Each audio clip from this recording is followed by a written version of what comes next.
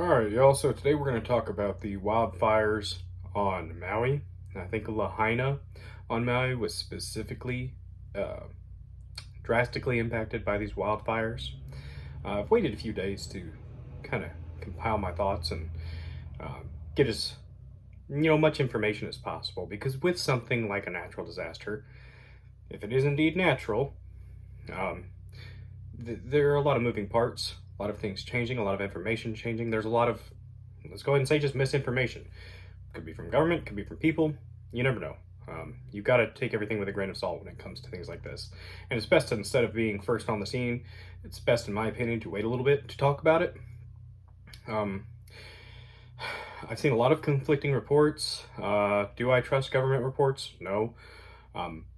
Do I raise an eyebrow, or both, when the first statements by, say the governor of Hawaii, or individuals, leaders, political leaders, when their first statements are essentially, we're going to use this as an opportunity to remake Maui in its own image. I think that's how he phrased it. Talking about making it a smart island. Poor timing. Absolutely poor timing. Another thing, and I saw that somebody said that the governor or one of the mayors or something, one of the political leaders there in Hawaii, has put a ban on big companies coming in and buying up land, buying up houses, buying up properties.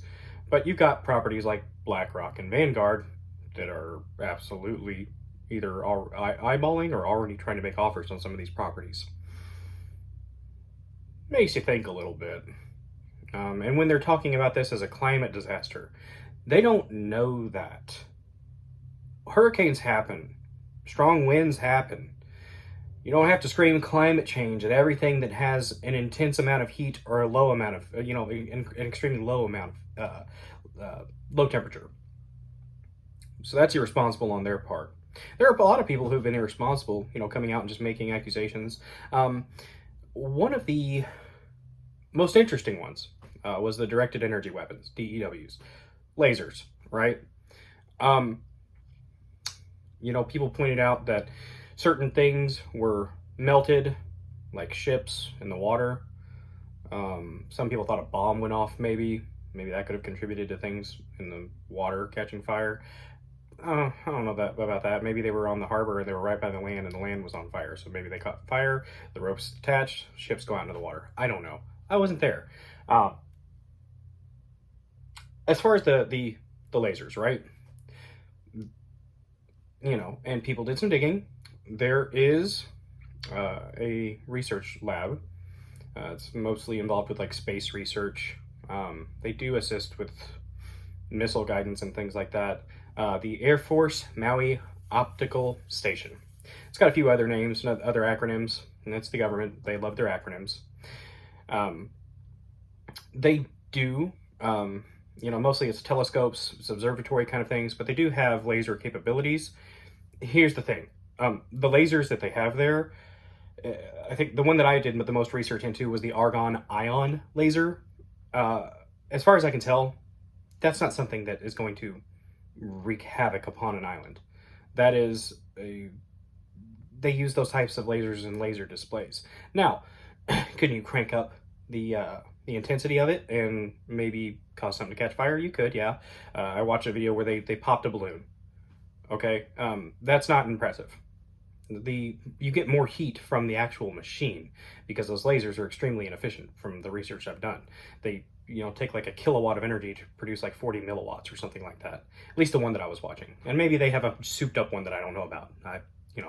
Could very well be the case. Here's the thing though. I think, I think people are getting distracted and getting hung up on these things without thinking a little bit more critically.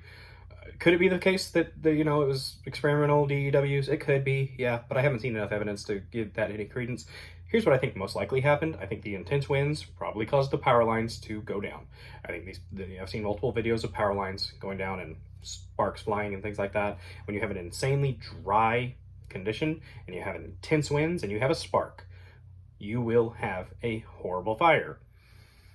Now, origins aside, the response to the fire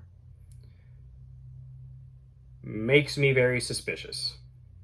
I'm very suspicious of how the response from emergency services, government. There's talk of the sirens, but apparently these are the most sensitive sirens and the best sirens. Not sure how we rate the quality of these emergency sirens, but apparently they didn't go off or they weren't very loud. I've seen a report. I have not verified this, so this mere speculation, and I hope to God it's not true, that they sent kids home because of the hurricane or something. They sent kids home from school. Parents are still at work. Kids were at home. Then the fire started. Kids couldn't get out. Someone threw out a number like 500 kids might be dead from these wildfires. If that's the case, that's absolutely horrifying. Absolutely horrifying. And as a father, that hits. I hope that's not true. The last report I saw, the last official report, you have to take that with a grain of salt as well. The last official report I saw stated that I think they had found a little over 100 bodies. That number is going to increase because the last number I saw was like 1,000 missing. So it's probably going to go up. Any life lost in a disaster like this is terrible, but the federal government's response to this. And my last video, I kind of teased this coming video, the Maui video, the last video where I talked about the Ukrainian hookers, right? And our tax dollars going to pay for something like that. Yeah, well, the people of Maui have been applying to FEMA for assistance. FEMA says $700, $700 immediate, so maybe they're going to, fluff that up a little bit. I would hope. They better. $700 for, necessities, food, water, temporary shelter. And then I'm reading, and I'll include a link to the New York Times. So there you go. Just think critically. You read the article, you're probably going to pick up on some things that piss you off, like I did. But in the article, it says that the Small Business Administration is graciously going to provide up to $550,000 to individuals and $2 million to businesses that have lost things. Here's the catch.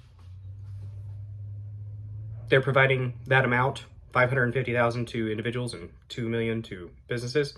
They're providing that amount in low interest loans. Yeah. If that doesn't piss you the hell off, fuck these people. They do not care about you. The government, these big organizations, they don't give a shit about the American people. They don't give a damn. You got to pay for the hookers, guys. You got to pay for those hookers. Those are the ones. The hookers for those poor injured Ukrainian vets. Oh, man. We got to keep sending 112, probably more than that. That's just the listed. $113 billion fucking dollars to Ukraine. $700. Here's your scraps. Here's your scraps, Maui residents. Hope you feel good. Here's your scraps. That's all you get. $700. Or some loans. You could get loans. No. No.